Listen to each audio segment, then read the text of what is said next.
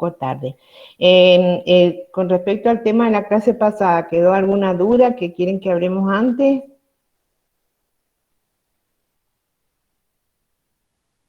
Bien. Un resumen tal vez, porque creo que no estuve, me parece, no me he actualizado con la clase. Bueno, Estaba tiene con que... práctica. Aquí viene alguien más. Lo más importante es que recuerden cómo analizamos la arquitectura, es decir, tenemos un orden para analizar la arquitectura, que es el que espero que ustedes utilicen cuando rindan. El primero es analizar la arquitectura parándonos desde el arquitecto. ¿Qué quiere decir? Es el análisis que puede ser un poco más duro, porque es el del análisis del tipo de planta, el tipo de sección, es decir, la estructura, si es abovedada o no. Posteriormente a ese análisis, ahora está entrando mucha gente, nos paramos desde la percepción de la arquitectura. Es decir, punto uno sería todo el tema de la resolución de la planta, qué tipo de planta es, luego van al alzado o el corte longitudinal, y ahí me dicen qué tipo de estructura, generalmente es abovedada, en la Edad Media, qué tipo de bóvedas utiliza, y cuál es el sentido o el significado en ese conjunto. Y luego, punto dos, se van a la percepción, es decir, ahí diríamos, no nos paramos desde el arquitecto, sino que nos paramos desde lo que sería el espectador de ese momento. Entonces, ese punto dos sería, bueno, ¿cómo era su materialidad? Es decir, tenía revestimiento, tenía piedras, tenía mosaico, tenía pintura, dónde estaba ubicada, cómo era la iluminación, recuerden que la iluminación es muy importante. Es decir, que hay dos niveles de análisis, recuerden, ese nivel de análisis es arquitectónico y el segundo es desde la percepción. Ahí pueden agregar lo que sería, bueno, en la bibliografía y hemos hablado cómo era el rito, es decir, ahí todo tiene que ver con qué se hacía allí, el ritual, y cómo se percibiría. ¿Está claro eso? Bien, ahí está, bien. Bueno, ahora sí vamos a empezar. Profe, un minuto. Sí, bueno, Eh, sí, cuando hablamos de las pinturas, de lo que tiene, suponete, lo que tiene la iglesia, ¿eso sí. en qué entra? ¿En materiales? Eso entra, claro, al nivel de la percepción. En el nivel de la percepción, eso es una pregunta importante, porque yo tengo que pensar que tengo una percepción global, diríamos. Siempre se tienen que ubicar como si estuvieran allí en el interior. Por ejemplo, en Santa Sofía. Bueno, veían las piedras, las veían de acuerdo también al significado, es decir, el Ah, pórfido lo verían desde lo querrían tocar, por ejemplo, porque sabemos que tenía esas propiedades curativas para ellos. Eso por un lado, pero por otro lado aparece a veces la figuración o a veces no. Y ahí es donde aparece la imagen, eso lo vamos a hablar ahora, pero la imagen no deja de tener una cierta materialidad, Fernanda. ujú. Sí, sí, ¿Qué quiere decir? No percibimos igual un mosaico con dorado y brillo y la tesela que una pintura al fresco. claro. Bien, es decir, que los materiales a mí me interesan, porque un objeto, de este tipo de objeto de imágenes, no solo es representación, Natalio, tenés el micrófono abierto. Ah, perdón. no solo es representaciones, sino solo es lo que el tema, es un material que se expresa y que lo percibimos de distinta manera. Pero también actúa a nivel de la percepción, es decir, ese nivel que estaríamos cuando ya estamos adentro y tenemos que describir, podemos empezar por un orden, ¿no? Bueno, primero vemos las piedras, si las hay, después si hay figuración, ¿dónde está? ¿Mm? Gracias. Bien.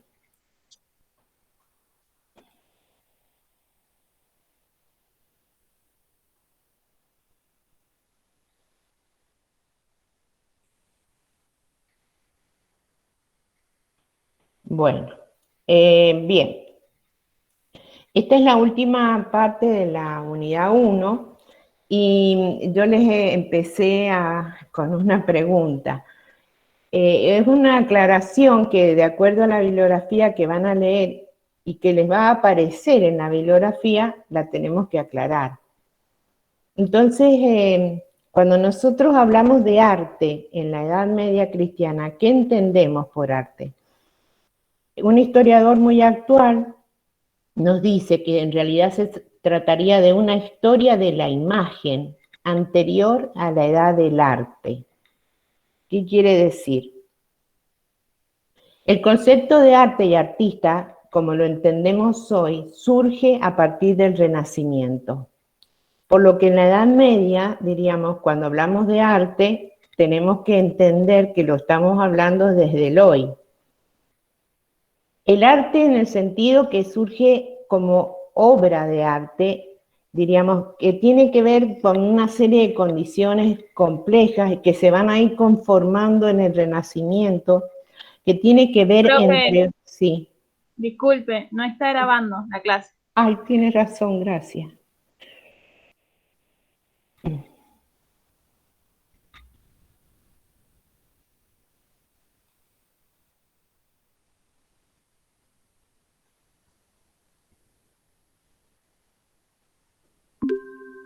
Ahí está. Bueno, entonces, volvemos a repetir. Hasta cuando hay que ser consciente de, cuando hablamos de arte, que podemos decir el arte medieval, de hecho está, tenemos que pensar que lo hacemos desde nuestra contemporaneidad y de lo que hoy entendemos por arte. De hecho, muchos de esos objetos se han sacado de su lugar original y hoy están en un museo.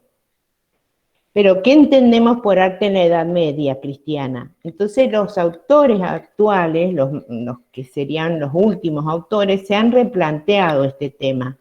Y lo que nos dicen es que en realidad tendríamos que hablar de una historia de la imagen anterior a la Edad del Arte.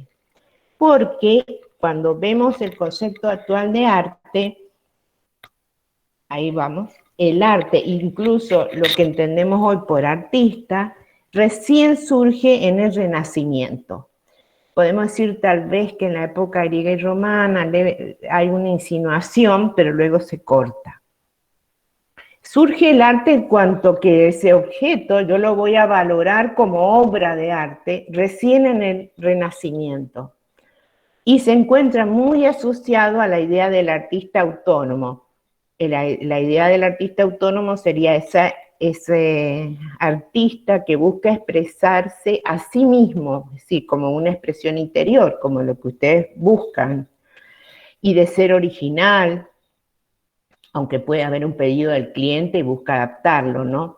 Y que el cliente, el comitente, el quien me carga, va a valorar ese expresarme, ese estilo propio, si quieren, y esa originalidad, por sobre, por ejemplo, diríamos, el precio de los colores, si empieza a valorar eso.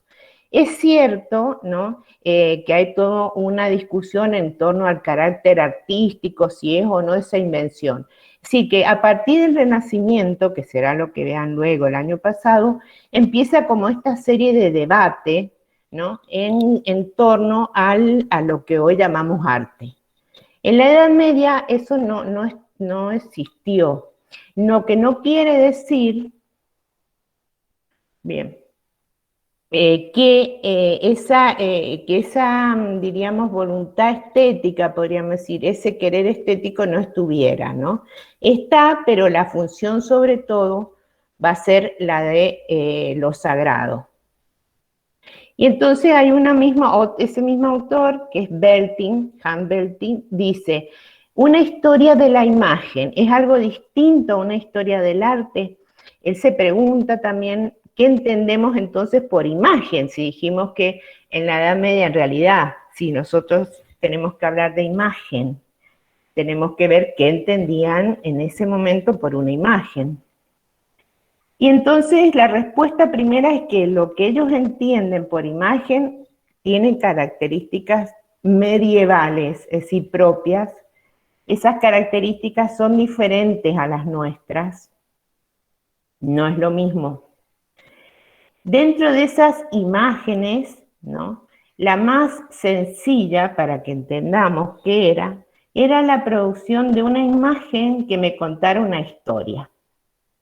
Bien, ese tipo de imágenes ustedes ya la han visto y la hemos planteado cuando vimos el tema de los Reyes Magos, ¿se acuerdan? Esa es la imagen como más simple, podríamos decir. Es una historia, es decir, es una narración, yo les puse acá, en imágenes o historia. El principal objetivo, bueno, era poner ante los ojos de quien lo veía el curso de la historia sagrada. Acá vemos nuevamente, fíjense, los Reyes Magos, que en realidad diríamos eran magos, y entonces nos preguntamos, este tipo de imagen, que era solo narrar una historia,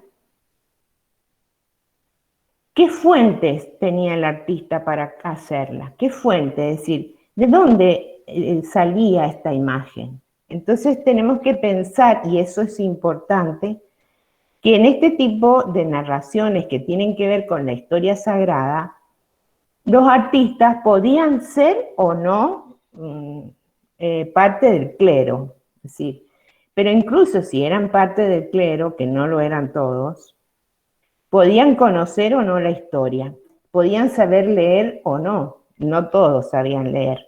Entonces se les cuenta una historia. Eso es la fuente literaria que llamamos. La imagen literaria es la historia, es decir, ¿de dónde surge? Esta fuente es, por ejemplo, bueno, el relato que hace en el Evangelio de la aparición de los magos. Recuerden que, por ejemplo, es muy importante, a veces tenemos que leerlas, son tomadas generalmente de la Biblia, es decir, del Antiguo o Nuevo Testamento, o a veces pueden ser fuentes literarias que son de textos que son importantes para la época, o incluso a veces de relatos, pero era para ellos muy importante que estuviera esa fuente, porque era como lo que le daba legitimidad. Bien, pero ahora, por ejemplo, recuerden que habíamos dicho cuando vimos por primera vez este tema, que en el relato dice unos magos, no reyes, no dice cuántos, decía unos magos, ¿no? Y buscaban al rey. De ahí que se asocie hoy rey a magos, ¿no? Pero en realidad no son reyes, sino simplemente magos. Este relato que se lo contarían al pintor, es decir, el pintor recibía un relato que le decían, bueno, y ahí tienen que ustedes también, sobre todo los que son de visuales, pensar. Esta era una imagen literaria, les puse yo. Ahora, esa imagen literaria hay que llevarla a una imagen visual. Y en ese traspaso, diríamos, ¿qué usaba el artista para construir? Por ejemplo, le dicen, bueno, quiero que haga este texto. Bueno, sabemos que son magos, sabemos que vienen de Oriente, ¿no? Y que siguen la estrella. Es decir, tiene una serie de elementos, pero no tiene todos los elementos el artista para completar la imagen con esto solo. Y ahí aparece la segunda fuente que va a usar un artista para hacer una imagen, que son otras imágenes. Es decir, va a mirar él cómo se había hecho antes esa imagen. Bien, entonces vamos a ver que durante la Edad Media se van a generar una serie, podríamos decir, como de tipos, de formas de representar los temas, sobre todo los temas que tienen que ver más con lo sagrado, que eran como que lo que la Iglesia estaba más atenta allí. Entonces, por ejemplo, estos siglo III, recuerden, ya había una primera manera de representarlos con la vestimenta típica de la gente que vivía en Oriente. Ya había aparecido la estrella, incluso ya estaba María sentada con el niño, y ya habían decidido que fueran 3. Si bien no lo decía el texto, entonces el artista conforma esa imagen con esas 2 fuentes, que podríamos decir siempre el relato que que le encargan, pero ese relato, porque se dice, ¿la iglesia controlaba o no estas imágenes? Sí, pero la iglesia no la construye, es decir, la iglesia no es el artista. Es el artista el que finalmente tiene que conformar la imagen. Por eso ninguna es exactamente igual. Diríamos que todos tienen un aire de familia. Todas se van a vestir al modo oriental. Todas pueden usar la palmera con la idea de generar esa idea de oriente. Pero sin embargo allá hay una característica nueva que no estaba antes y que va a aparecer ahora. Lo que nos indica que estas imágenes tampoco fueron totalmente fijas. ¿Qué nos falta entre estos magos? Algo que hoy aparecería, por ejemplo. Yo les encargo a ustedes un cuadro de los Reyes Magos y acá hay uno que no está. ¿Cuál no está? La estrella. Sí, no, ahí está, miren la punta. Pero en los magos. El negro falta. Claro. Baltasar no está. Tienes razón.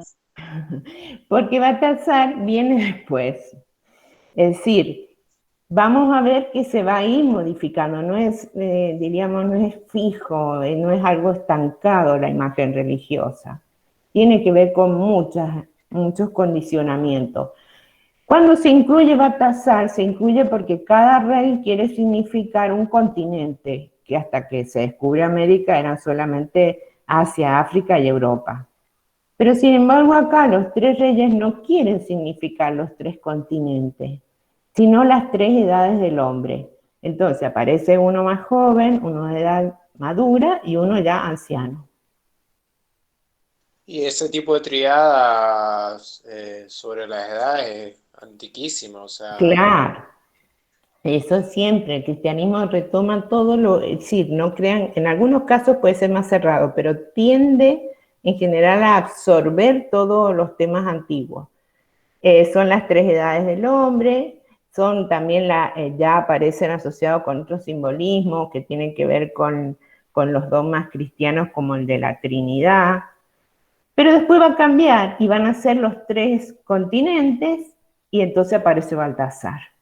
Y entonces uno es como más asiático, el otro es como más europeo y el otro africano.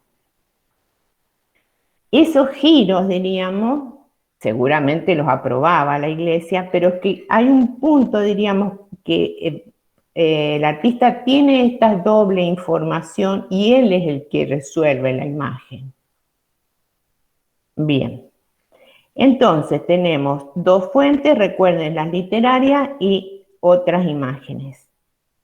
Las vemos acá, bueno, más amplia, no tiene muy buena calidad, pero bueno, aparecen los tres Reyes Magos. Los nombres incluso son muy posteriores, se los agregaron acá.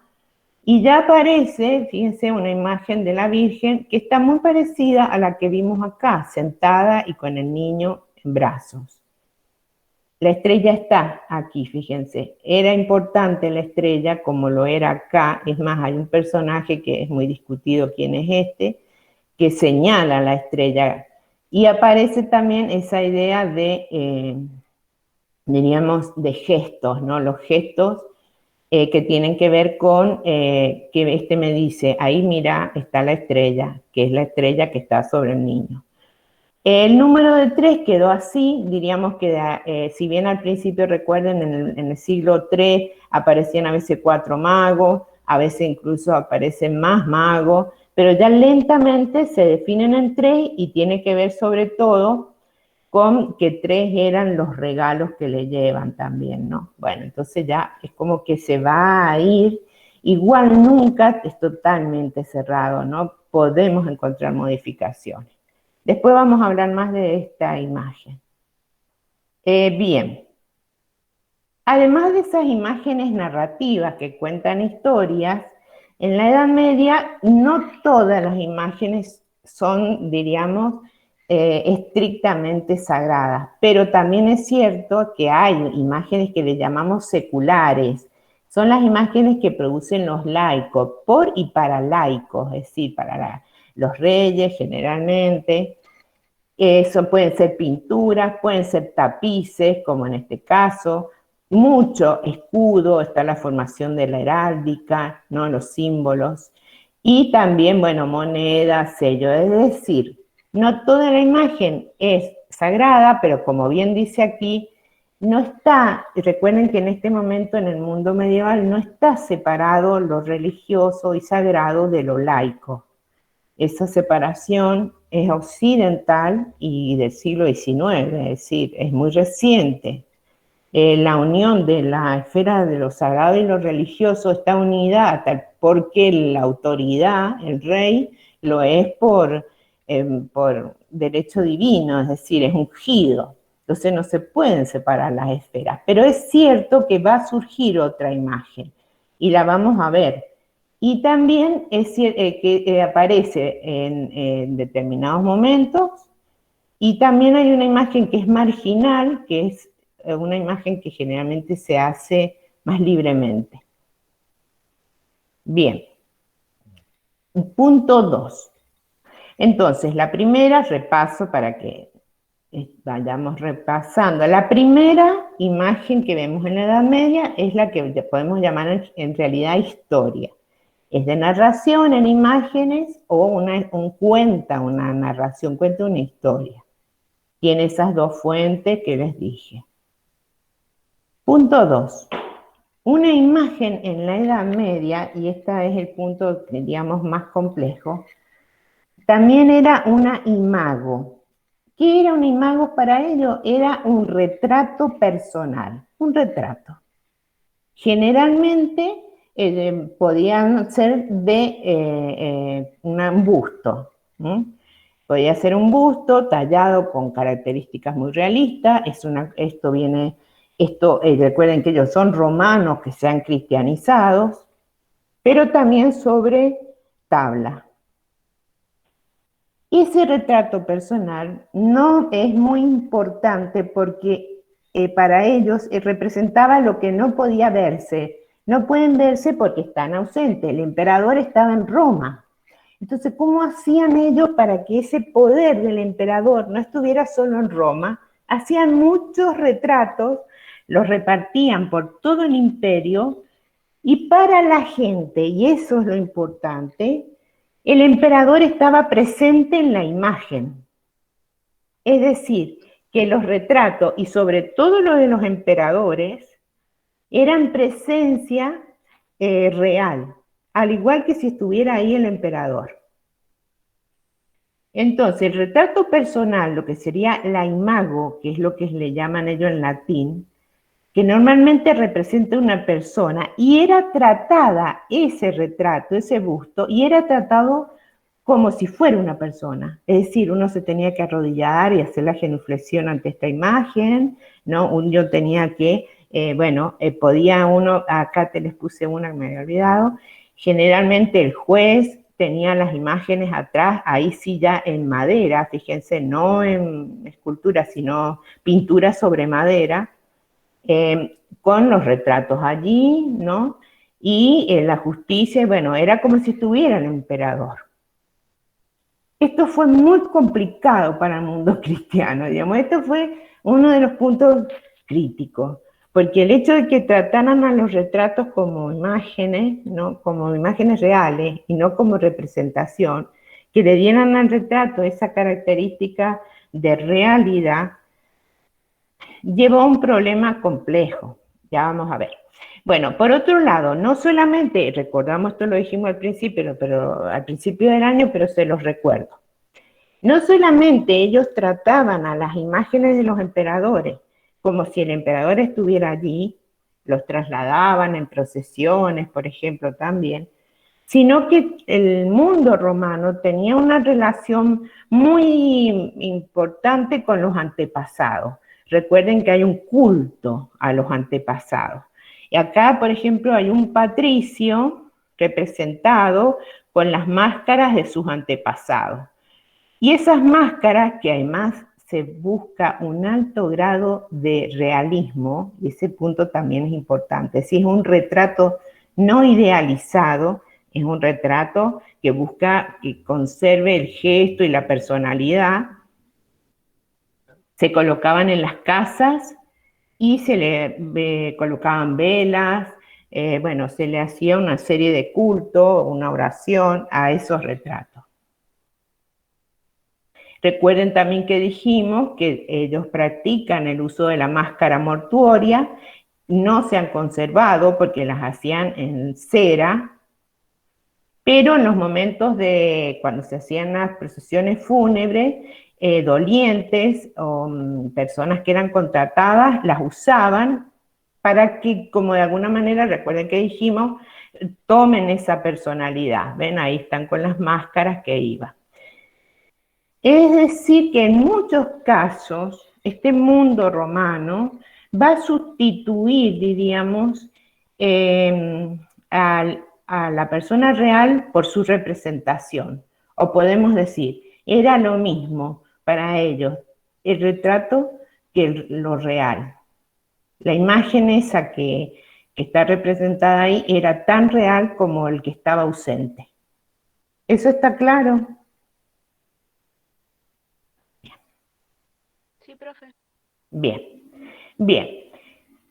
Bien, entonces esos romanos a su vez son cristianos, es decir, esos romanos son los que se van a convertir al cristianismo y se van a convertir al cristianismo con estas prácticas, es decir, con estas prácticas en relación a lo que ellos hacen con las imágenes, les llamamos prácticas, ¿no? Con esas prácticas, estos romanos se convierten al cristianismo.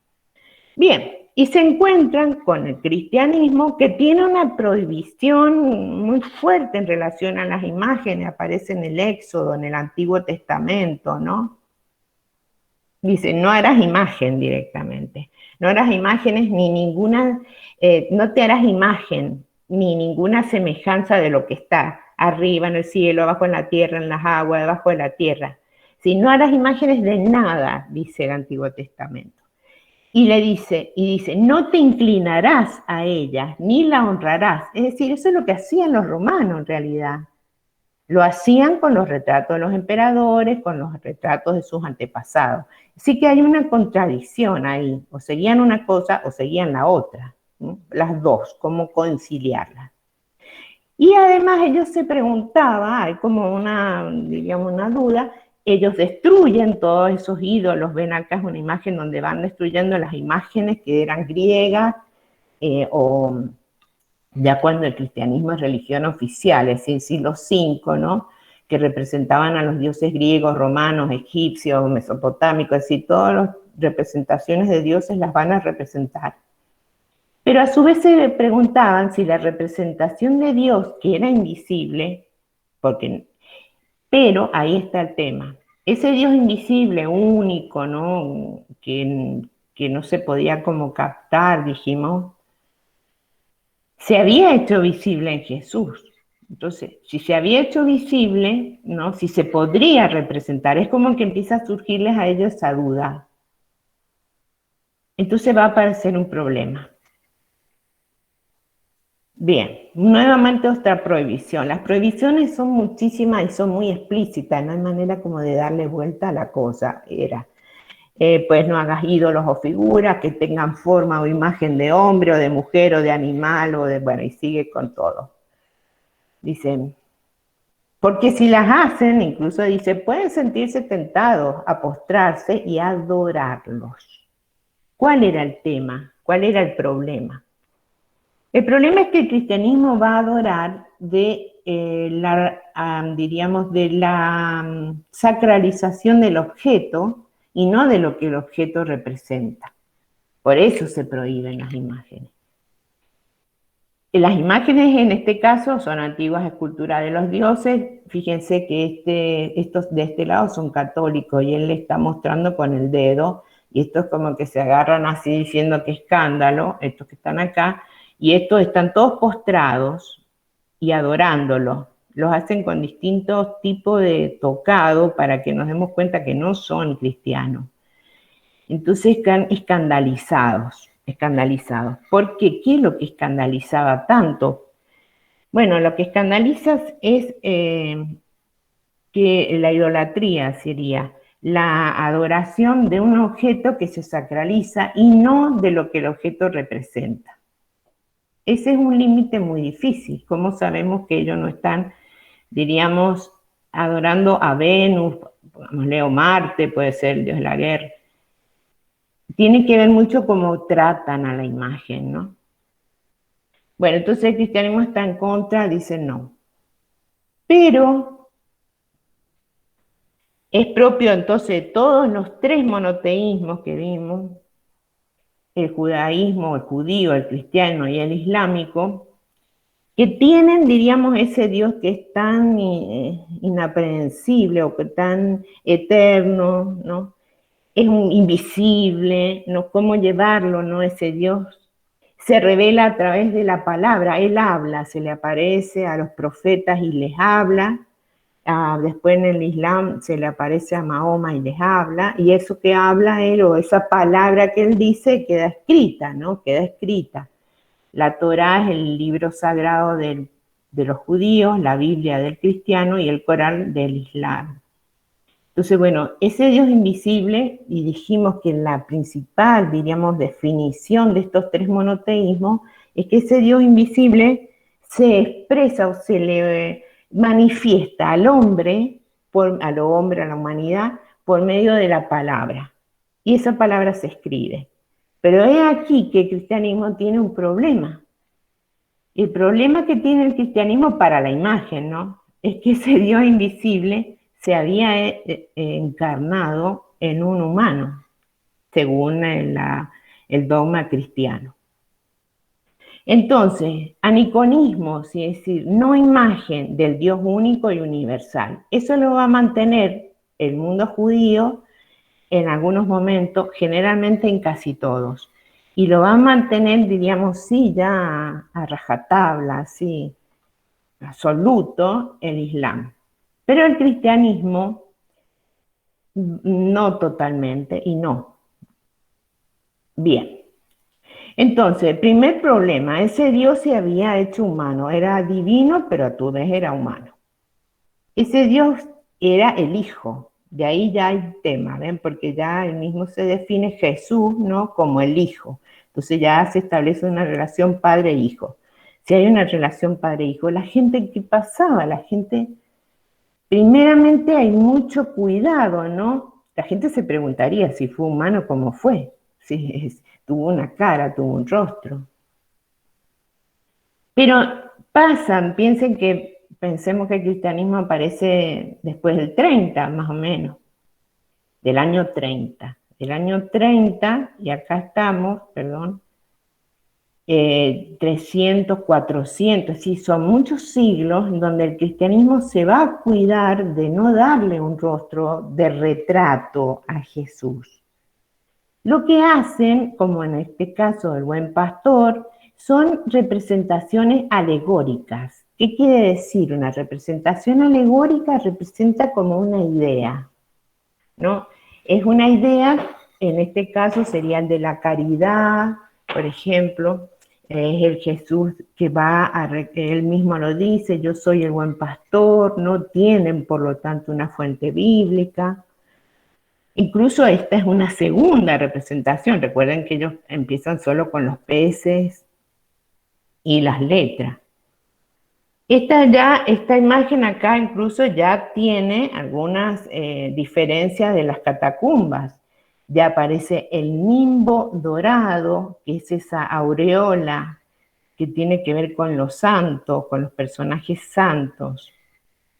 Ya tiene la cruz, pero la vestimenta es larga, es como una túnica de un emperador, es dorada, y esta que la cubre es púrpura, es decir, ya no es el buen pastor de las catacumbas, ya acá es un pastor que tiene una vestimenta de emperador. Pero sigue siendo una imagen alegórica, es decir, está representando una idea de Jesús.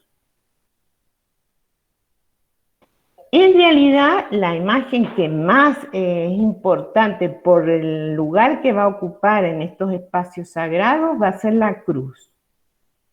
Es decir, la cruz, en este caso es la de Gala Placidia, que vimos, ¿no? Está en el centro de la cúpula. Santa Sofía también originalmente tiene una cruz, nada más.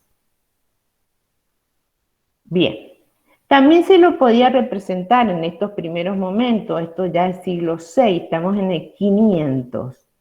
Siglo VI, ¿no? Ya el cristianismo es religión oficial, el Imperio Romano no está, pero sigue como una tradición de la imagen del arte romano. Aparece un Jesús con cabello corto, fíjense, muy joven. Esa idea de representarlo joven también tenía un significado. Es complejo para los artistas a veces cómo transmitir ciertas ideas a la imagen, ¿no? Cómo dotarla. La juventud estaba asociado más a lo intemporal, ¿no? Como darle una suerte de no temporalidad a la imagen. Entonces por eso se le asocia más a un Jesús joven. Y aparece como si fuera un filósofo. Está incluso este tipo de representación era muy común en el Imperio Romano, tiene que ver con los filósofos o los eruditos, ¿no? Tiene una toga muy alta, importante, pero aparece ya el dorado, fíjense, muy fuerte por detrás, nuevamente el nimbo. Y también es una alegoría, es una idea de un Jesús sería el que todo lo sabe o el que todo lo comprende, es decir, son ideas, no son tampoco retratos. Con respecto a la crucifixión, que había surgido en algún momento esa idea, ¿por qué no se lo representa? En este momento, luego sí. Primero, ¿por qué? Porque la crucifixión era una forma de castigo que tenían los romanos hasta la época de Constantino, sobre todo en la época imperial.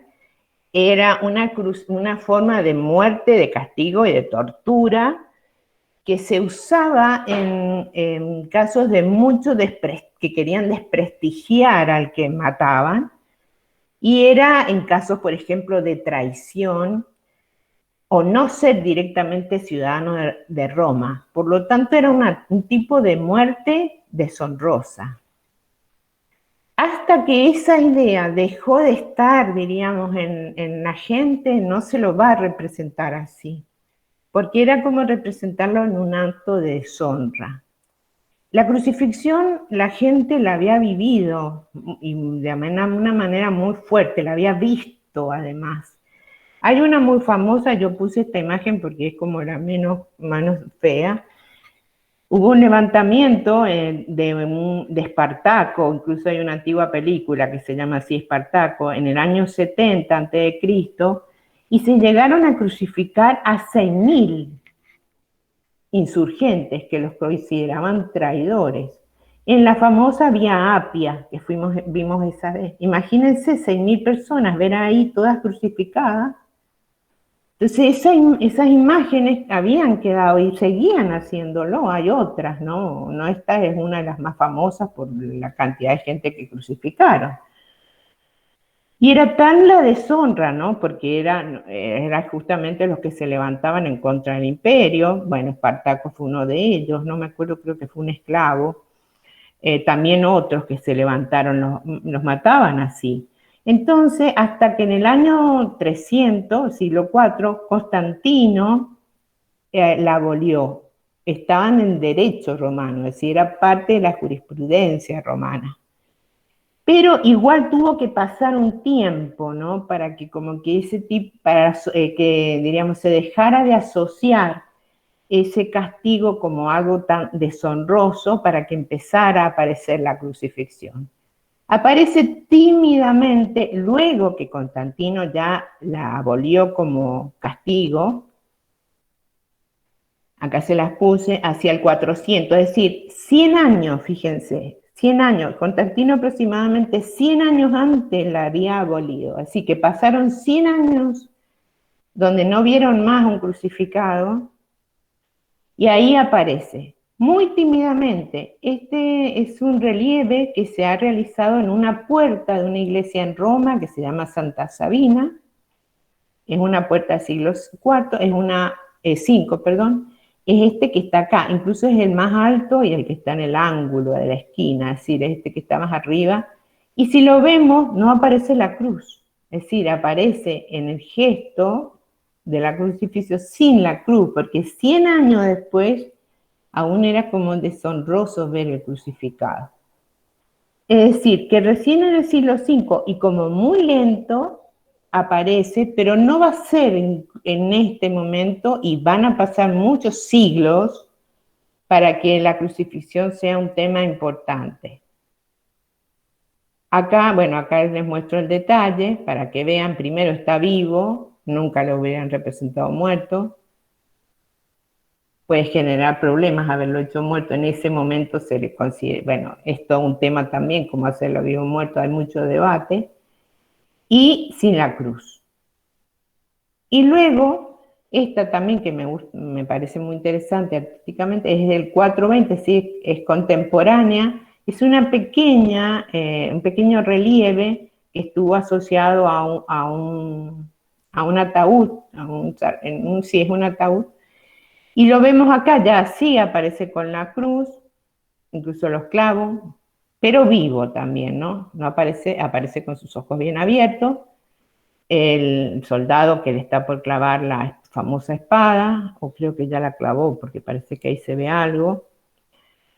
Bueno, María y creo que debe ser, no sé quién es, la verdad, a ver, creo que acá se los puse. Esa es la famosa espada de Longinus. Sí. Longinus era el... Longinus, sí. Era, ¿cómo que se llama? El soldado que le clava la espada a Cristo y que después se hace cristiano. Sí, Claro. era un legionario, sí, pero era una lanza, no una espada. Ah, una lanza. Era una lanza, sí. Sí, ven que se ha perdido la lanza, ahí está. Que sale, pero me parece, sí, ahí que vemos la herida, ¿ven?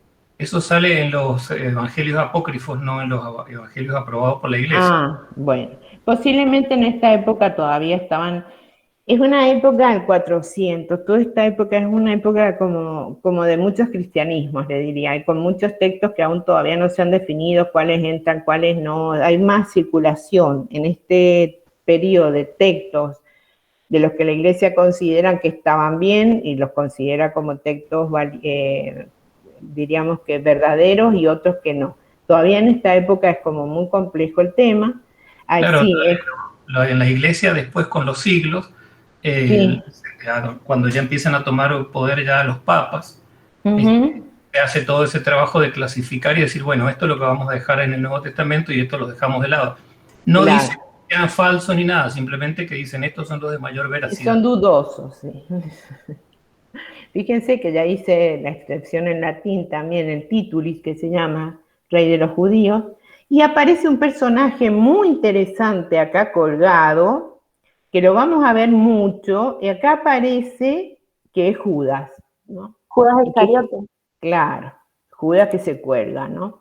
Y que va a asociarse. Juan, que me fijé porque dudé, pero Juan está representado no muy joven, como va a aparecer a veces, como va a aparecer luego, ¿no?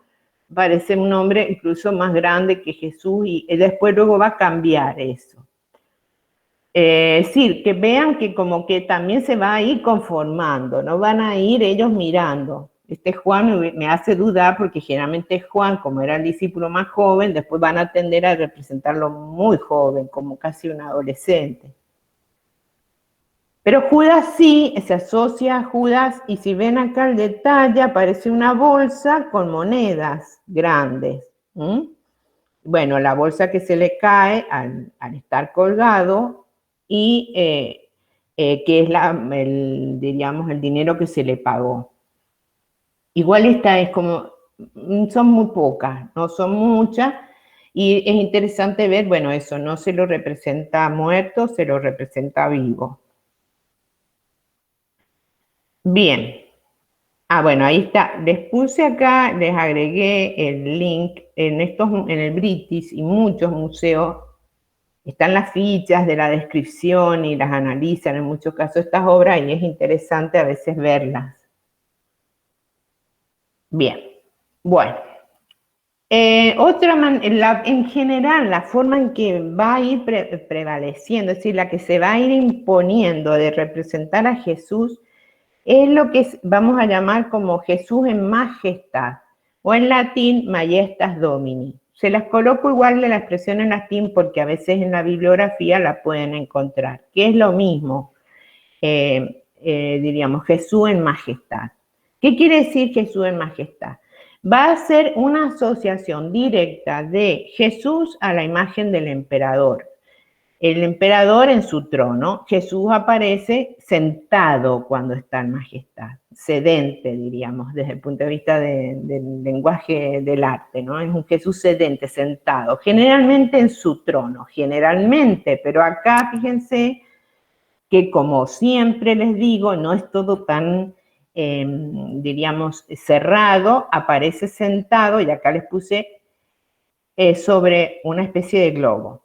¿Cómo darnos cuenta, diríamos, cómo incluso la gente, cómo identificaba, diríamos, qué nos quiere decir este Jesús? Y en eso es muy importante que sepan que en toda imagen, diríamos, sagrada, o incluso imágenes que no lo son, los santos también, y luego también va a ser las alegorías, las imágenes tienen elementos que la acompañan, lo que tiene en la mano, el tipo de nimbo. Esos elementos se le llaman atributos.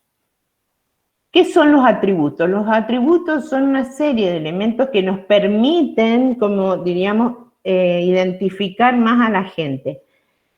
Les doy un ejemplo para que lo entiendan bien, y que ha perdurado en las alegorías hasta el siglo XIX. Si yo veo la justicia como idea, la veo como una mujer con los ojos vendados y la balanza. El hecho que esa imagen tenga los ojos vendados y la balanza son atributos de esa alegoría. O la libertad, el ser de la gloria, con las cadenas rotas. ¿Por qué se hacían esas alegorías? Porque, bueno, tienen una idea, romper las cadenas con la libertad, bueno, si se le asocia una idea, un símbolo, pero sobre todo también porque la gente aprende a identificar esos atributos, entonces puede saber qué dice la imagen. Entonces, por ejemplo, aparece un Jesús joven, sin barba, le llamamos imberbe, bueno, es un Jesús que no tiene aún barba. Eso es muy importante porque generalmente son los jóvenes los que no usaban barba en esa época. Ya el nimbo tiene una particularidad y que aparece con una cruz por detrás, fíjense, a diferencia del que vimos antes, ese es un nimbo cruciforme y solo aparece en la Trinidad, sí, Dios Padre, Hijo o en el Espíritu Santo. Por lo tanto, ya ahí hay una primera identificación. En las manos porta el libro. Acá en realidad es como una suerte de, no sé si es rollo, sí, me parece que es un rollo. Puede ser un rollo o un libro, porque justo en este momento estamos en la transición entre el uso del rollo o el libro. Y también tiene una corona, ¿ven? Una corona. Eso se la está dando a San Vital, a un santo. Bueno, es la corona de la victoria. En el fondo aparecen las nubes. Eso lo hablamos cuando hablamos de qué color era la luz sagrada, ¿se acuerdan? Y dijimos azul y rojo. Bien, ahí está. Por eso aparecen esas nubes, que son las del amanecer, y se asocian ambos colores a lo sagrado. Después, la túnica, muy importante. La Edad Media la gente se definía por lo que vestía. Y se lleva todo lo contemporáneo. Es decir, el artista no busca recrear cómo se vestía Jesús en Israel. Sí. ¿Me querían preguntar algo? No, le digo que esa es una característica que hoy también se ve. Sí. Bueno, sería como de representar a Jesús vestido como hoy. Es que nosotros no nos damos cuenta, pero en algunas imágenes eso es como muy interesante de ver. Él viste la túnica, sí, entiendo lo que me quiso decir. Viste la túnica púrpura. Ese color que acá se ve como tirando como un ocre oscuro, como un marrón, bueno, sería asociado al púrpura. Recuerden que el púrpura dijimos que era una amplia gama. Va a variar de acuerdo a los tintes, pero solo lo podía usar el emperador. ¿Y dónde está sentado? Eso es muy importante. Está sentado sobre lo que se llama el orbe del mundo. El orbe del mundo es una esfera que es uno de los símbolos del poder del emperador. Ya existía la idea de que el mundo era redondo, ¿eh? El orbe del mundo está él suspendido, fíjense, parece que flota ese orbe, ¿no? Entonces él aparece sentado como si fuera el rey del mundo, ¿no? El señor del universo, Dios creador. Debajo estaría la tierra con unas pequeñas imágenes de flores. Todos esos atributos, ¿no?, generalmente se repiten, así que no sufran porque vamos a ver los mismos durante casi toda la Edad Media. Pero van a variar muy poco, vamos a ver algunas variaciones, pero lo más interesante es que recuerden que ese Jesús en majestad aparece sentado y cuerpo entero. Claro, desde el punto de vista de lo formal, cómo resolver esta imagen formal, no, que se ve el mismo tamaño, la imagen de una figura sentada me trae el problema del escorzo de la pierna, ¿no? Bueno, eso es interesante ver cómo ellos lo van a ir resolviendo.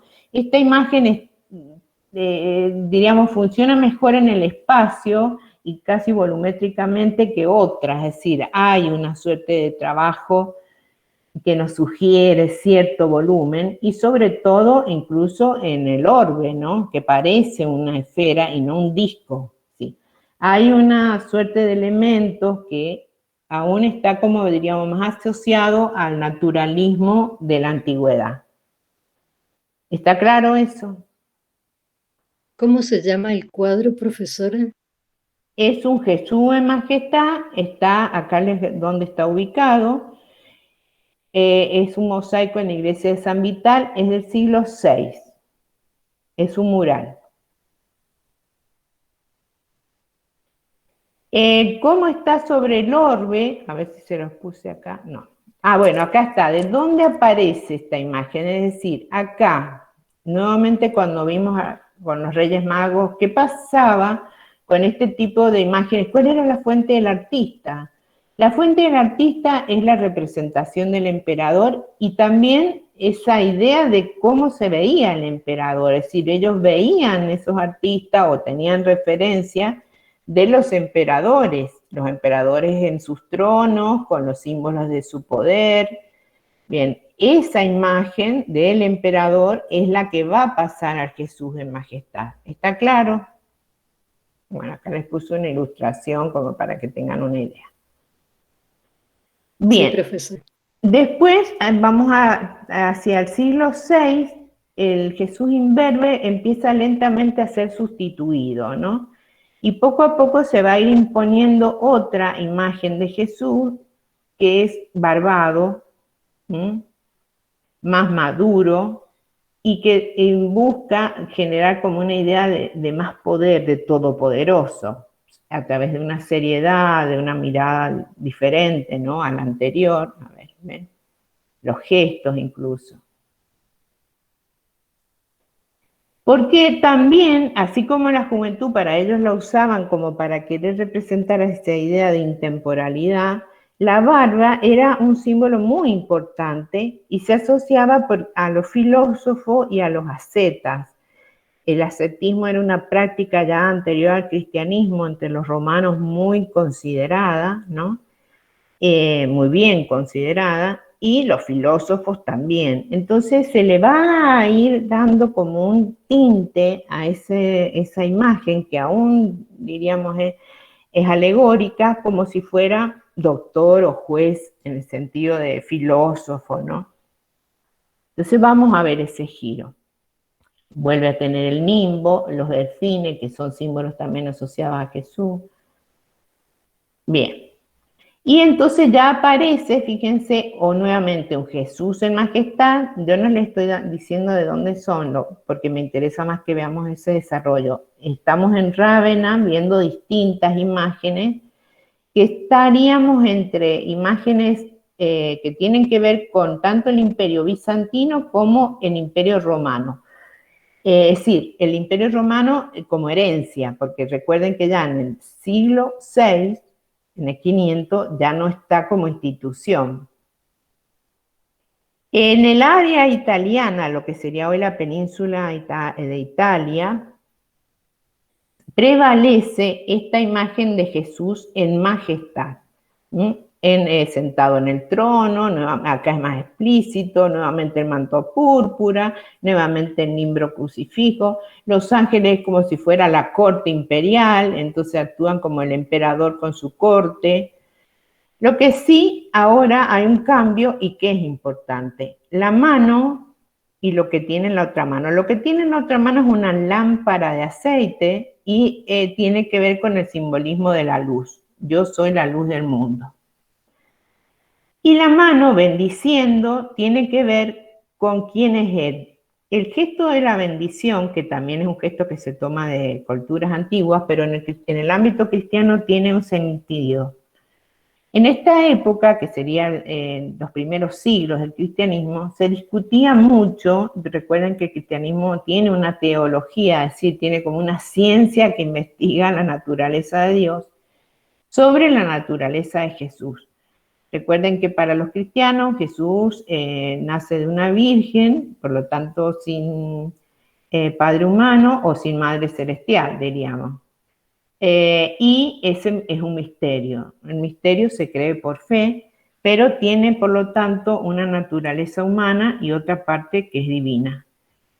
Eso también es un dogma, pero en esa época era sumamente discutido. Es decir, estaban los que decían que sí, que tenían la doble naturaleza, los que no, que decían que solo era humano, y los que decían que no, solo era divino. Si fueron momentos en donde hay, diría, muchas discusiones, muchos grupos, no hay una idea que los una, si hay distintos, se arman concilios para decir, bueno, creamos esto y los que no los dejamos afuera. Sí, es una época compleja y así lo va a representar la imagen. Entonces ellos deciden, bueno, vamos a decir lo que creemos, que tiene doble naturaleza humana y divina, porque estaban los que no creían eso. Entonces, los dedos dos juntitos, ¿ven que tienen dos dedos juntos? Bueno, eso significa que tiene doble naturaleza, humana y divina. Y la otra gran discusión que era en la época era el tema de la Trinidad. La Trinidad que el cristianismo, diríamos, cree también por dogma, es decir, a través de la fe, que hay un Dios Padre, un Dios Hijo y un Espíritu Santo. El Islam va a decir que creen muchos dioses. Pero el cristianismo, eso también se discute, que si el Espíritu Santo es o no, que si acá, que esto. Entonces dice, la mano dice quién es. La mano dice, tengo doble naturaleza, humana y divina, y formo parte de la Trinidad.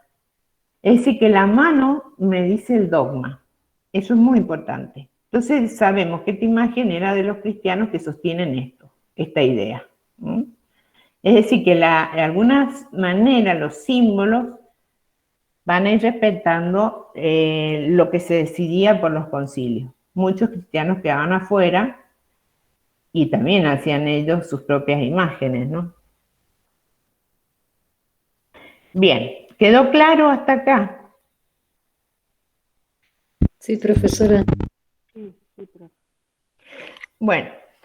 Entonces, en el imperio, sobre todo en el área del imperio que había sido el imperio de Occidente, perdón, que ahora estamos en Roma, en la zona de Ravenna, las imágenes que estamos viendo son de Ravenna, donde está Gala Placidia, otras son de Milán, es decir, al norte de esta ciudad, aparece una imagen que es sobre todo mural, fíjense, es sobre todo mural, eso es importante. No es móvil, sino está sobre tabla, que podría haber sido, no es tampoco escultura, nada. Recuerden que tienen ese terrible prejuicio con el tema de lo tridimensional, no hay nada, solo ese relieve, solo pequeños relieves que lo asocian más a lo que sería la pintura como resolución. Y también vimos que entonces no hay como un retrato claro de él, sino imágenes que representan ideas que tienen que ver con la caridad, con la sabiduría, ideas como en este caso con lo todopoderoso, porque está por sobre todo. Pero sí hay una búsqueda de un rostro. Lo vimos, primero era el que no tenía barba, después cambia, ¿no?, a la barba, después ya aparece nuevamente. Sí, vemos que están buscando un retrato. Mi profe, Sí. hay una cosa que me queda un poco, no me queda claro Sí. o es algo extraño en realidad. Pero ¿no hay otro tipo de representaciones laicas?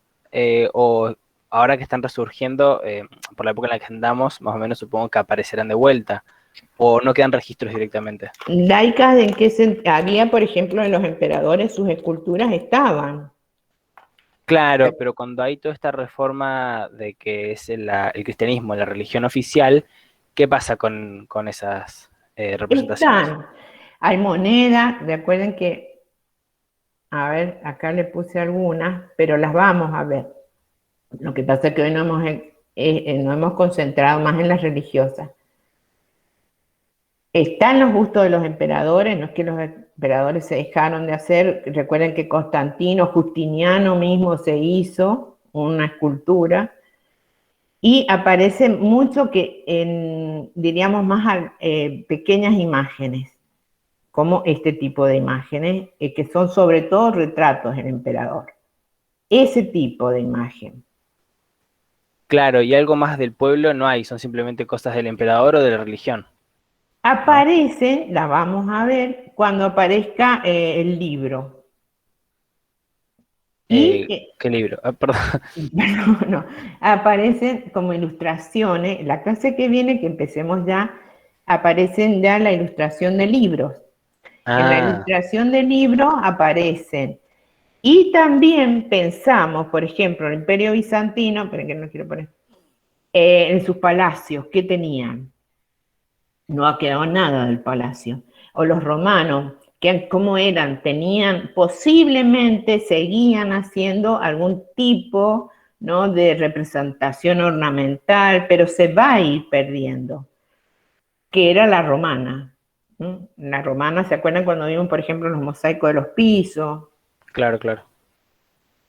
Por ejemplo, hasta Constantino se hacía mucho el tema de los temas romanos. Lo que me pasa que eso, claro, yo no lo he puesto, después se lo voy a poner si quiere, que eran temas de la vid, no sé, en una pintura más decorativa. No se pierde del todo, ¿no? Pero indudablemente que cuando el cristianismo cuestiona la representación por herencia judía, desconfían. Tampoco quiere decir que todo lo que había en Roma, todas esas cosas, se destruyó. Seguramente los palacios que tenían esos mosaicos adentro o pintura mural en Pompeya estaban. Bueno, Pompeya ya el 70, recuerden que había quedado bajo el Vesubio, pero habían otras ciudades con pintura mural. Se Claro, claro. destruye solo lo que representaba a los dioses. Eso sí, hay una destrucción masiva desde el siglo IV. Desde fines del 4, que sería cuando el cristianismo es ya religión oficial, sería el 400 sobre todo, que es ya cuando ya se asienta como la única opción, diríamos, frente a las otras religiones. Hay una destrucción masiva. Hay una película que muestra mucho, que se llama Ágora.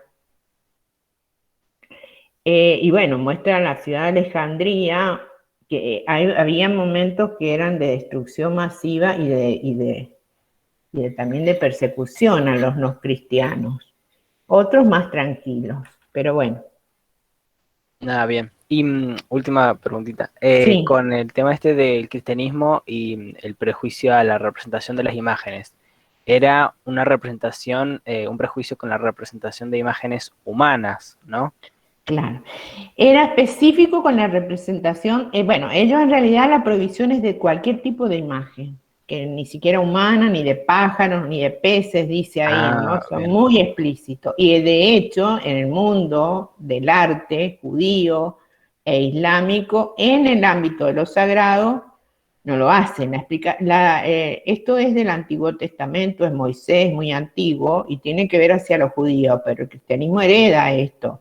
Y dice, no hagan ídolo o figura, que tengan forma o imagen de hombre o de mujer, o de animales.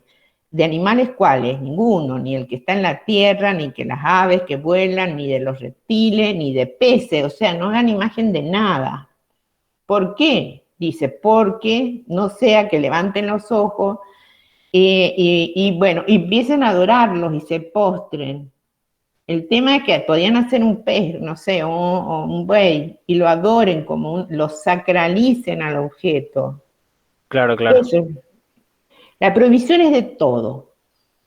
Ok. El judaísmo lo cumplió, en general sí, pero a veces tampoco, porque ¿qué les pasaba? Les pasaba que estaban en una cultura, imagínense viviendo ahí en Constantinopla, con todas esas fiestas que vimos y ceremonias, donde la imagen estaba presente. Entonces, ahí hay dos opciones: o tomo la contraria y no hago nada, o bueno, me sumerjo y hago imágenes aunque esté prohibido. ¿Se dan cuenta? Claro, entonces seguramente, aunque ya estaba esta regla, mucha gente la habrá roto, imagino. Claro. Y eso fue, diríamos, lo que vamos a ver ahora muy brevemente, porque después vamos a hablar más de las funciones de estas imágenes, pero quería que sobre todo reconozcan los temas, porque estos temas los vamos a ver todo el año, hasta el gótico, que me rompe, pero entonces, saber cuándo Jesús aparece entronizado o en majestad, se le llama así, Jesús en majestad, y saber, bueno, de dónde surge esta idea. El otro que vimos, el crucificado, muy poco, y qué otra cosa, bueno, y las primeras que son alegorías. Pero antes que terminemos, tenemos que meternos en el conflicto. El conflicto surgió en el Imperio Bizantino. Y surgió porque, claro, la gente acostumbrada a que la imagen del emperador sea el emperador, aunque el emperador no esté, es decir, acostumbrada a esas prácticas, que veían la imagen del emperador y para ellos era que estaba ahí.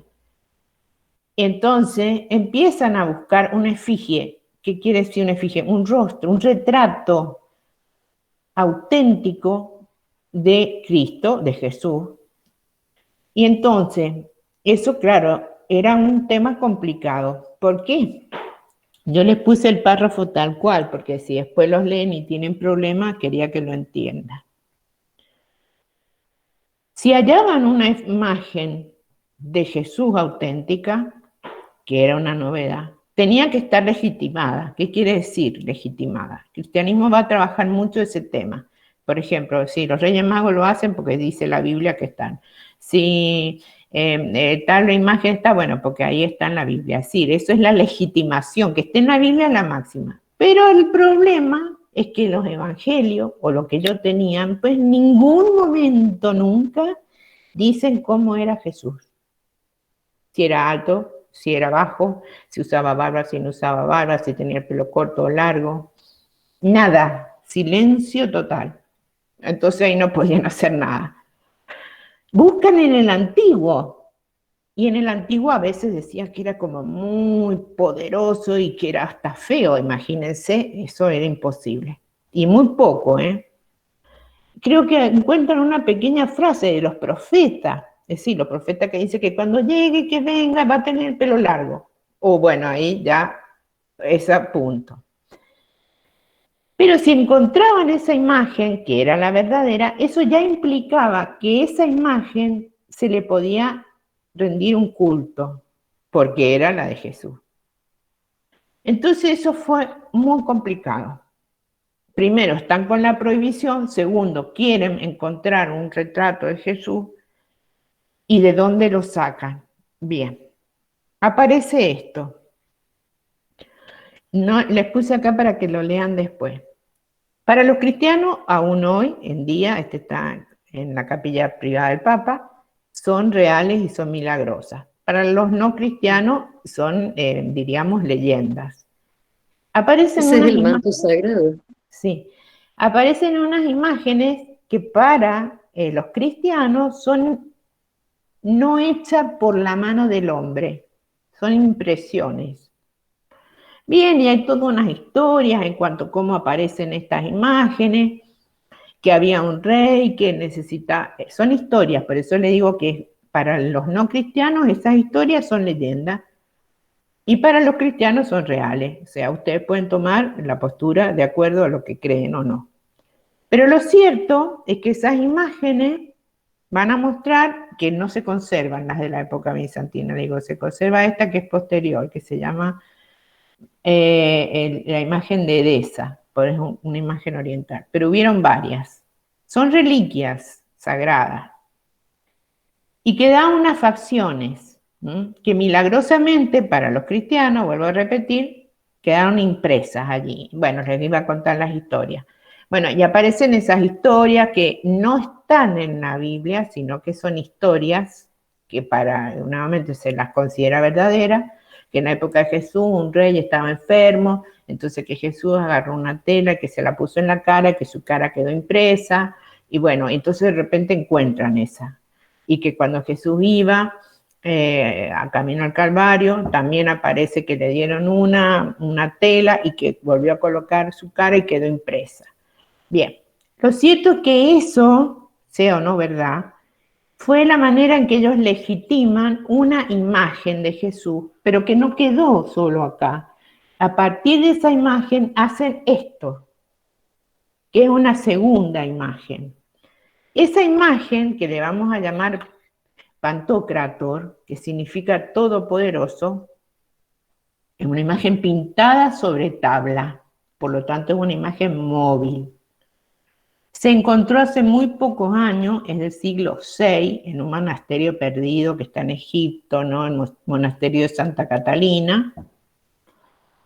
Sobrevivió, les puse una crisis. ¿Por qué? Porque esta imagen fue muy poderosa. No es una imagen única, es una imagen de las que hubo muchas. ¿Y por qué les digo poderosa? ¿La iglesia la hizo poderosa? No. Ahí está el tema. La gente la hizo poderosa. Porque la gente aparece relacionada a esta imagen con un tipo de prácticas que para muchos patriarcas, sí, para la misma iglesia, eran prácticas que se las cuestionaba. Y entonces aparece una crisis y una guerra por el tema de las imágenes. Es una imagen que intentaron ellos, y es muy interesante como imagen, ¿no? Vieron que tiene dos partes. Bueno, esas dos partes tienen que ver con esa idea de querer intentar representar en la imagen la doble naturaleza, que era el tema en cuestión, humana y divina. Por eso tiene como dos retratos en uno, pero muy, diríamos, muy bien resuelto en alguna manera. Tiene una mirada, un tipo de mirada y un tipo de rostro barbado, ¿no? Con el cabello posiblemente hasta allí. Esta fue la única que sobrevivió, las destruyeron a todas, pero no, la destruyeron los mismos emperadores. Después otros apoyaban, otros destruían, otros apoyaban. Esto diríamos, bueno, un poco para hablar, antes de hablar de esa crisis, diríamos cómo se resolvió, dónde surgió este tipo de imagen. Es una imagen sobre tabla, surge en el contexto sobre todo de Egipto. Egipto hacia el 100, 150, estaban muy acostumbrados a hacer estos tipos de imágenes. Esta es otra, que son imágenes que se hacen con la técnica de la encáustica, y tienen eran retratos que las colocaban en los sarcófagos, ¿se acuerdan? Diríamos parecido a lo que vieron en Egipto, es una continuidad casi de ese arte egipcio antiguo, y los sarcófagos que contenían las momias. Entonces, alcanzan un alto nivel en cuanto a la expresión, ¿no? El tipo de boca ligeramente melancólico, los ojos que expresan una cierta distancia. Bueno, tienen un trabajo en cuanto a la expresión que es muy interesante, cómo neutralizan también la figura con el contorno. Bien. Ese tipo de imagen, ¿no? Que la encontramos, yo les dije, fue un tipo, 1967 la encontraron.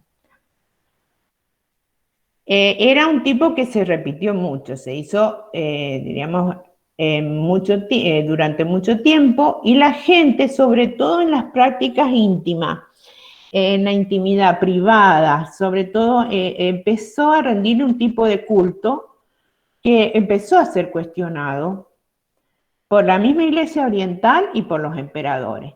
Entre el 728 y en el 843 se produce entonces lo que se llama una crisis, ¿no? Se cuestiona ese tipo de imagen, hay una reacción por el mal uso. Es decir, lo que se cuestiona, podríamos decir, no es la imagen misma, sino cómo la gente la usaba. Ahí está, su veneración, bueno, entonces la destruyen, pero en el momento suben otros emperadores que dicen que no, que es válida, que sí, que no, que sí, que no. La cuestión es que finalmente sí triunfa la que sí. Y finalmente en el 800 se recupera la imagen, pero ya diferente, no es igual a ese Jesús, es un Jesús, diríamos, más abstracto, pero que parte de esa misma imagen. Vamos a volverla a ver acá para contarles qué es el Pantocrátor. Es parecido al Jesús en Majestad, pero se define un tipo de persona helenística. Y eso también es interesante de analizar. Jesús era judío, por lo tanto podría haber tenido rasgos semitas. No sé, una nariz más aguileña, el cabello tal vez más rubio, con rulo. Bueno, no. La imagen que va a prevalecer es la del tipo griego, pero no como eran los griegos, sino que tiende a ser una imagen de cómo los griegos representaban a sus dioses. Sí, es una imagen bella en el sentido en que el cristianismo no hubiera tenido otra opción porque se asocia la belleza con lo bueno. Tiene que representar un cierto gesto, ya lo vamos a ver en cuanto a sus atributos. Nuevamente, son muy simples porque la carga de la imagen del Pantocrátor no está en lo que lleva, sino en su expresión. Los 2 dedos por un lado, los 3 dedos por los otros, es decir, dice quién es. Y tiene el libro, es decir, tiene la palabra revelada, es decir, él trae, diríamos, el evangelio, diríamos, lo que se debe hacer o no, es decir, tiene la palabra. También puede ser el libro de la vida. Pero lo que es más interesante en esta imagen, bueno, se aparece en los lugares principales, fíjense como en este caso, eso ya es posterior a esa querella, es decir, acá estamos en el siglo IX. Nos hemos adelantado porque yo le quiero terminar de contar la historia. Esto también es 1100, es decir, estamos muy posterior, pero ¿qué pasó con esa imagen? El Pantocrátor posterior a la crisis, ¿no? Va a aparecer en las iglesias como la figura más importante y se vuelve, diríamos, a aparecer acá como en esa idea siempre de lo bello como bueno. Esto es muy interesante en la Edad Media porque todo lo feo es malo y lo bello va a ser bueno. No sé dónde le puse acá. Acá está. Esto ya es posterior, eso es Santa Sofía, la que vimos, pero en 1200. Y todas derivan de esa primera. De la primera etapa, es decir, la etapa más antigua, no sobrevivió ninguna, esa guerra civil que hubo, y lo que se sobrevive es posterior. Pero tiene un cierto aire de familia, sobre todo, y lo que más fuerte que es la imagen es su actitud, majestática, es decir, tiene que expresar majestad, lejanía, imperturbable, es decir, tiene que ser una imagen, un rostro que muestre distante. Esa es la fuerza y la autoridad que tiene que generar la imagen. Bueno, eso es lo que tiene que lograr el artista, diríamos, ¿no? Que ese retrato no es fácil, porque usted puede hacer un retrato, pero bueno, que tenga todos esos condicionamientos. Creo que les puse eso. Bueno. ¿Quedó claro? ¿Tienen alguna duda? Este es un tema que tiene que quedar claro y que tiene. Entonces, Pantocrátor es generalmente un busto, puede ser mural o puede ser sobre tabla, sí puede aparecer sobre tabla también. A diferencia de Jesús Majestad, no aparece de cuerpo entero, sino aparece solo el busto. Es importante porque en la bibliografía a veces pueden encontrar que tanto el Jesús en Majestad como el Pantocrátor es lo mismo, pero no lo es. Es decir, el Pantocrátor deriva de esa imagen bizantina y el Jesús en Majestad de la representación sobre todo del emperador. ¿Tienen alguna duda hasta acá o está claro? Profe, yo tengo una duda. ¿Qué pasa cuando entra en juego Rusia con todo este tema de... Posterior, todavía se están evangelizando.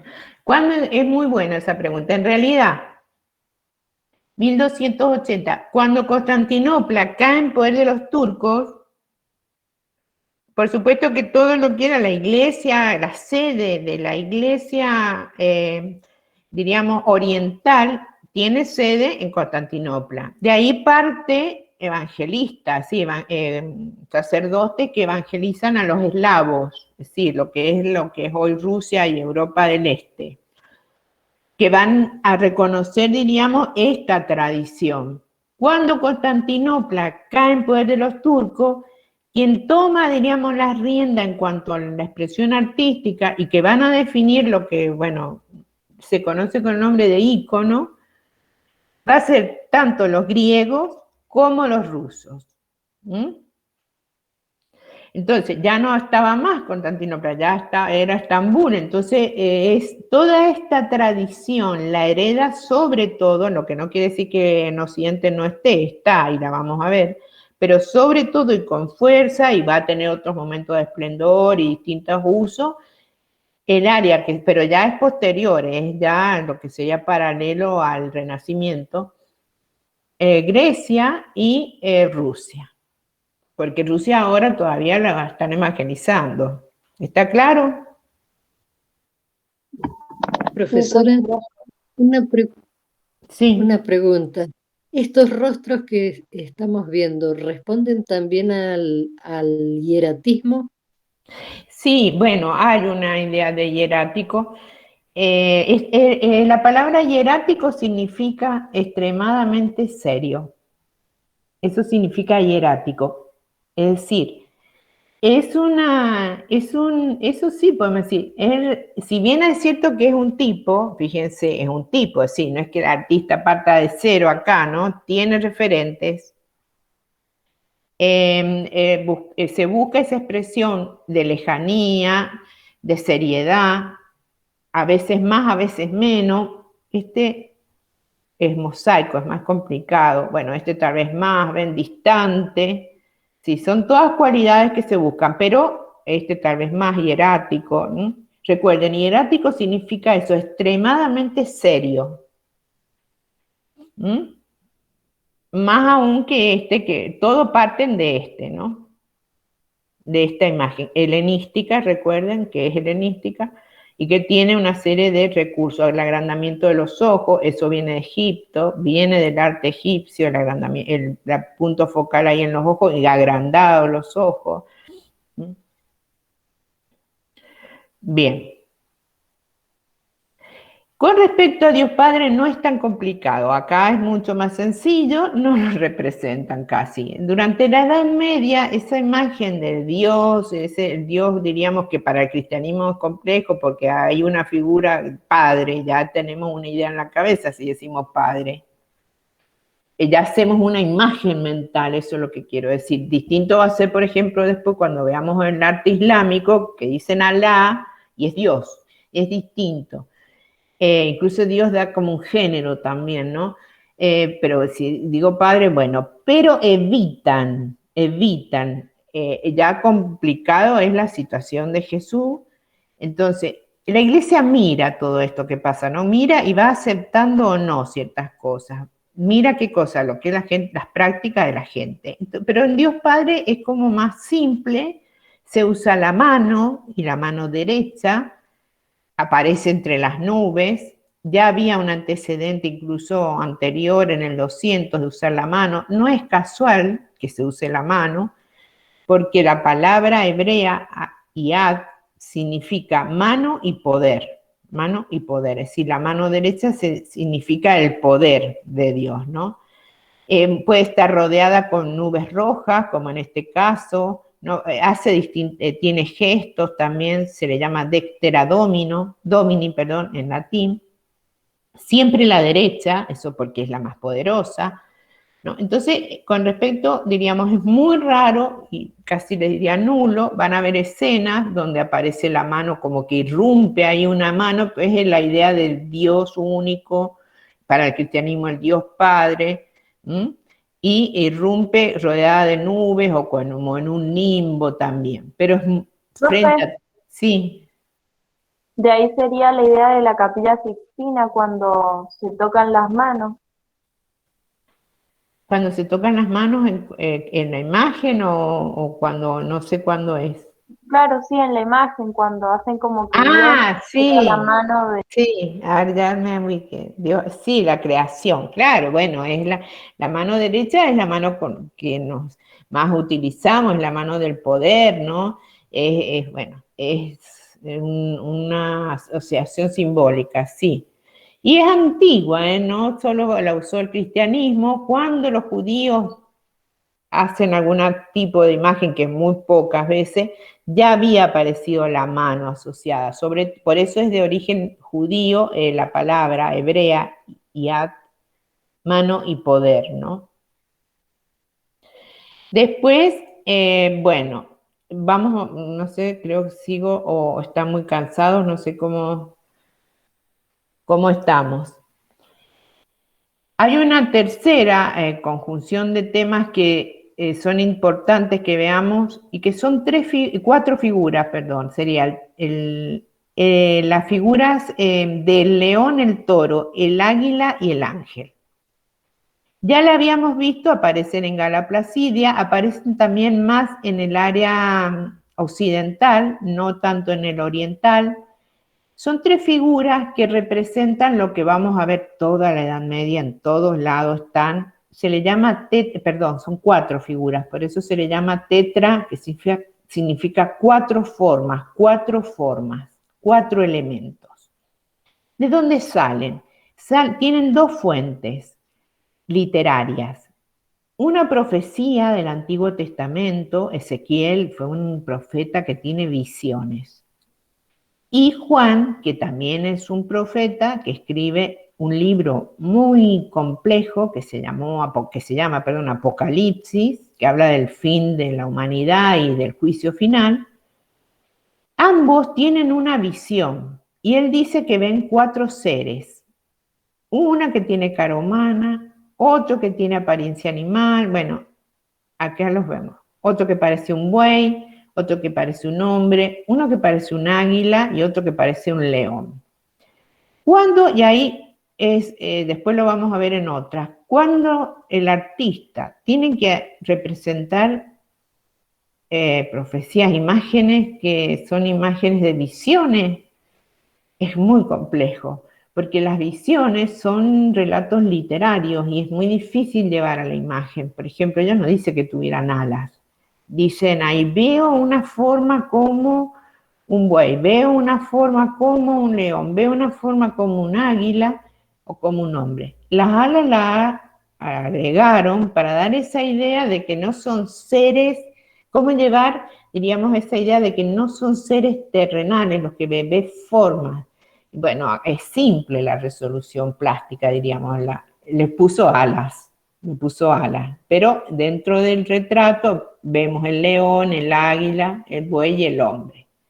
Otras vamos a ver que son más complejas. Como en otros casos el cristianismo asocia estas imágenes, ¿no?, a los evangelistas, ¿no? Pero eso es una asociación que se hace después. En el momento que las hacemos o que ellos ven eso, ellos dicen veo eso. Y van a estar, por lo tanto, muy asociados los evangelistas a la imagen de la cruz o la imagen de Jesús. Esta la vamos a ver siempre, así que la paso rápido, después la veremos nuevamente. Ya terminamos. En cuanto a la Virgen, bueno, la Madre de Dios va a aparecer también en fechas muy tempranas, incluso antes que ya se declarara que la madre, la virginidad de María y María como la madre, pero es muy sencilla la representación en la Edad Media y muy fija. Ella aparece sentada en un trono, podríamos decir que también es una virgen en majestad, y a su vez aparece como la idea de que ella es trono, así como que ella es el trono de Jesús. Un Jesús niño, muy frontal y erática también, y es, diríamos, la van a encontrar siempre así, de no ser que esté formando parte de una historia, así, de no ser que forme parte, por ejemplo, de la natividad, de la escena del nacimiento. Jesús niño. Durante la Edad Media no se lo va a representar como niño, como bebé. Se lo representa como un adulto en pequeño. sí, un adulto pequeñito, de tamaño. Reducen el tamaño de un adulto, por eso queda una imagen un poco extraña. Se le llama Emmanuel. Tiene que ver con, bueno, con una, diríamos, con no querer, como decir, bajar esa dignidad, esa idea de todopoderoso a la imagen de un bebé. Luego, en el Renacimiento recién va a empezar a aparecer la idea de Jesús como bebé. Ven acá nuevamente, esto es nuevamente Rávena, ella es el trono, está incluso con el mismo manto púrpura imperial que podían tener los emperadores. Jesús es el que tiene el nimbo crucifijo, o sea, es el nimbo que define, ¿no? A quién es, pero ven que es como un adulto en pequeño tamaño. Y entonces Profe, ella es... me hace acordar a Egipto cuando representaban a las hijas de los faraones en menor tamaño. Ah, bien, eso es importante también, ¿ven? No, primero también la relación que tenían con los niños y esa etapa no era la de hoy, no crean que era la de hoy, es mucho más distante la relación que se tiene con los bebés porque no muchos sobreviven. Pero tiene que ver mucho también con eso, ¿no? De que parecería bajarle autoridad o que pierde autoridad hacerlo bebé, ¿no? Entonces prefieren esa opción. Bien, ¿dónde se ubican esas imágenes? La ubicación de las imágenes en la iglesia, ¿no? Es muy jerarquizada, no todo se hace en cualquier lugar. Hay dos tipos de jerarquización, es una vertical, y eso lo vamos a ver en el ábside, como esto lo vamos a volver a ver, lo voy a pasar un poco más rápido.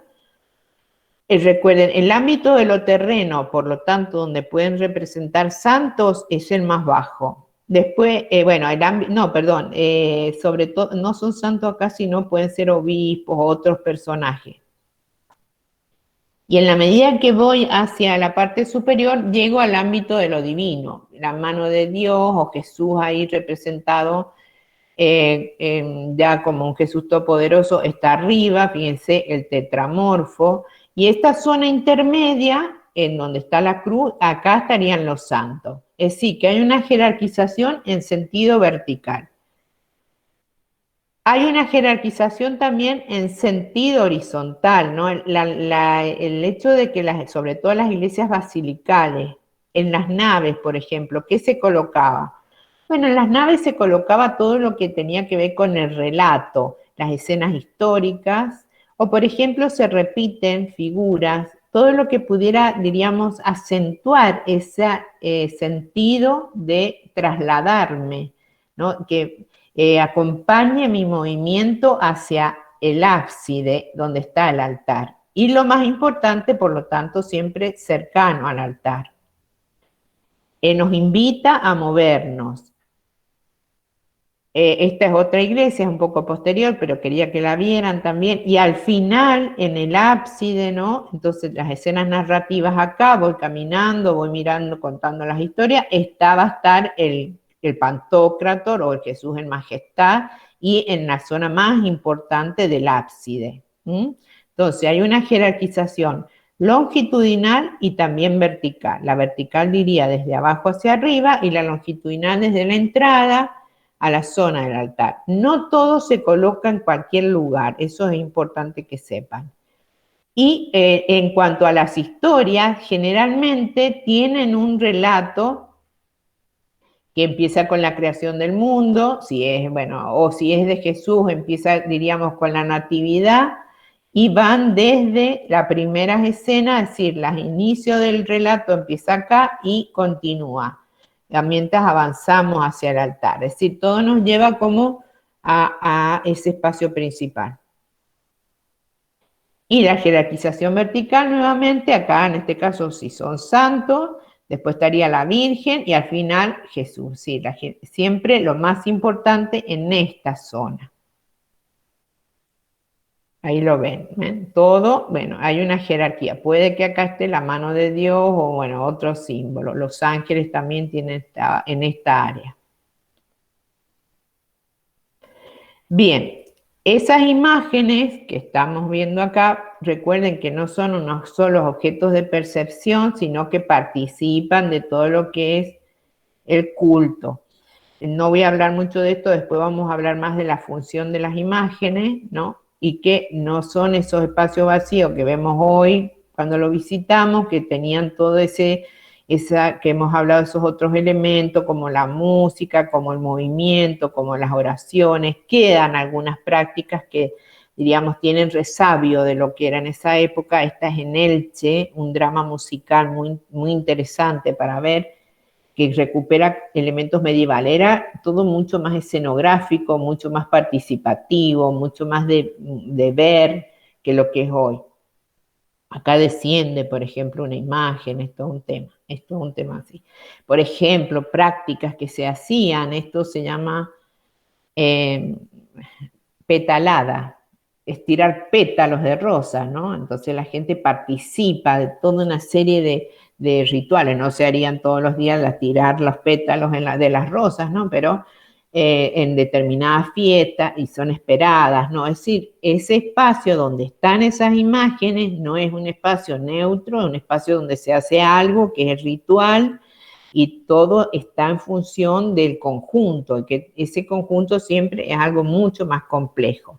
Vamos a volver con esos temas, por eso no sé, diríamos, no hago mucho hincapié. Bueno, sería todo por hoy.